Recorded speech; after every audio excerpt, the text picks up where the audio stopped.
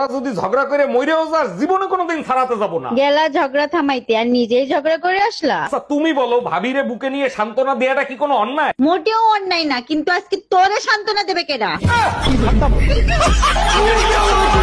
জানো, আমি না তোমারে না জানাই শেয়ার মার্কেটে টাকা লাগাইছিলাম। জানো না শেয়ার মার্কেটে টাকা লাগাইলে টাকা ডুবে যায়, এখন জানাচ্ছ কে? কারণ 3 লাখ টাকা হয়ে গেছে, ভাবতেছি টাকাটা উঠায় নিয়ে আসবো। বলো কি 3 লাখ? তা কত টাকা লাগাইছিলা? 5 লাখ।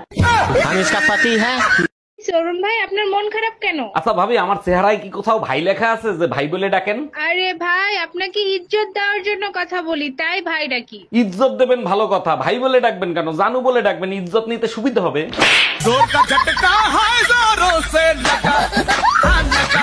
হ্যালো, 1 মাস হয়ে গেছে বাপের বাড়ি রেখে গেছো, এর ভিতরে একটা ফোন দেওয়া জরুরি মনে করলা না? আমার কি পাগলে কামড়াইছে? মৌমাছির চাকে ইটা মারবো? বাজে কথা বলবা না, আমি যদি এর ভিতর মরে যাইতাম তাইলে কি হইতো? কেন, আমি কি তোমাদের গোরস্থানের চাবি নিয়ে আইছি?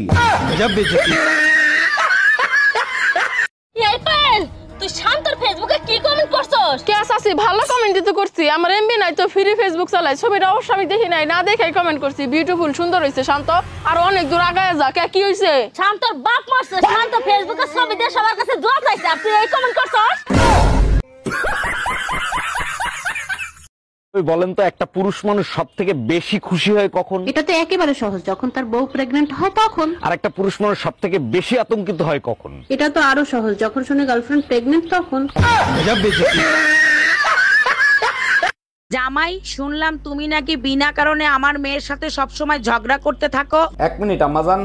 আচ্ছা সুমা, তুমি যদি বিল গ্রেটের মাইয়া হইতা তাইলে তুমি কি করতা? একটা প্রাইভেট রকেট কিনতাম, প্রতিদিন বিকালে চাঁদে ঘুরতে যেতাম। শুনছেন আম্মাজান, আপনার মেয়ে কত বড় খারাপ, টাকার জন্য নিজের বাপ পর্যন্ত পাল্টায় ফেলাইতে পারে। হ্যালো জামাই, তুমি নাকি আরেকটা বিয়ে করছো, কথা কি সত্য? আরে আম্মাজান, আপনি মানুষের কথায় কেন কান দেন? মানুষ তো কত কিছুই বলবে। মানুষের কথায় কান দিই না, তোমার শ্বশুর দেখছে তুমি নাকি আরেকটা বিয়ে করছো। আম্মাজান, আপনার মেয়ে হলো আমার আসল বউ, আর শ্বশুর যেটা দেখছে সেটা হলো আমার ধর্মের বউ।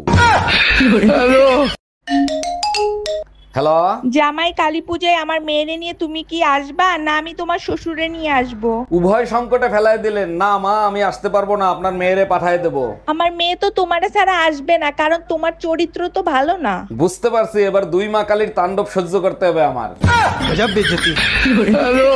জামাই, শুনলাম তুমি নাকি আমার মেয়েরে নিতে আসবা, খবরদার ভুলেও আমার বাড়িতে পা দিবা না। কেন আম্মাজান, আপনি চান না আপনার মেয়ে সুখে সংসার করুক? ওই বালের সংসার আমার মেয়ের করা লাগবে না, খবরদার ভুলেও তুমি মেয়ে নিতে আসবা না। আরে আম্মাজান, আপনি শুধু শুধু রাগ করতেছেন কেন? আমার কি অপরাধ সেটা তো বলবেন। গরমের 8 মাস আমার কাছে থাকবে আর শীতের 4 মাস তোমার কাছে থাকবে, ওই বালের সংসার তোমার করা লাগবে না।